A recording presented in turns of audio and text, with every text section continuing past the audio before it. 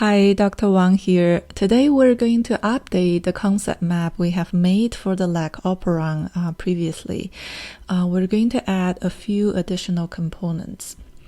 So to quickly review what we have, so this is what we made last time. Lactose, when present in the media, is going to turn on the lag operon, producing enzymes that help the E. coli utilize lactose as the energy source.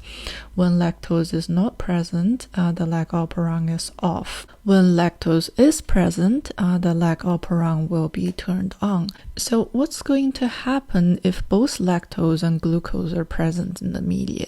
In this case, the E. coli prefers to use glucose as the energy source, so the lag operon is turned off.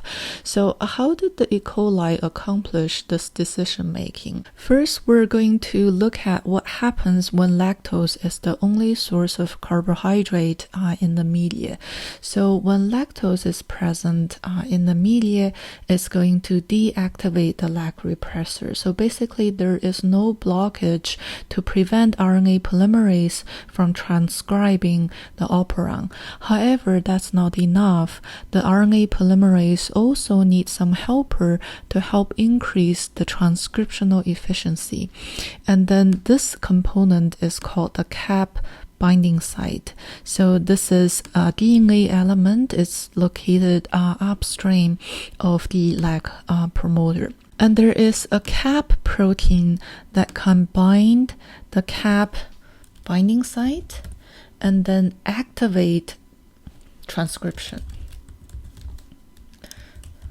And RNA polymerase does need cap protein to transcribe at a higher level. Cap protein relies on a small molecule called cyclic AMP for its activity. So here we have cyclic AMP activating the cap protein. When glucose is present in the media, it's going to lead to a low level of cyclic AMP. So this connection is inhibit the production of cyclic AMP.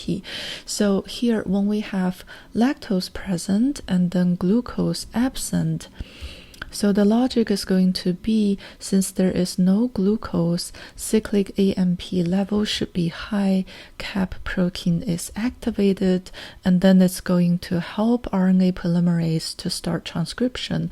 And since there is no lag repressor preventing the passing through of the RNA polymerase, the entire operon will be transcribed at a higher level. So now let's examine what's going to happen if both glucose and lactose are present. So here I'm going to change this to present, and then that's going to inhibit the production of cyclic AMP.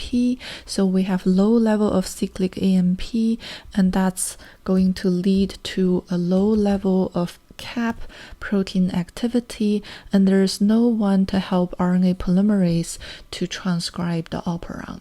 So even though there is no blockage right here, RNA polymerase can pass through, but this is at a very low efficiency. So under this condition, when both glucose and lactose are present, RNA polymerase is active but at a very low level. So overall, the lag operon is still at an off state.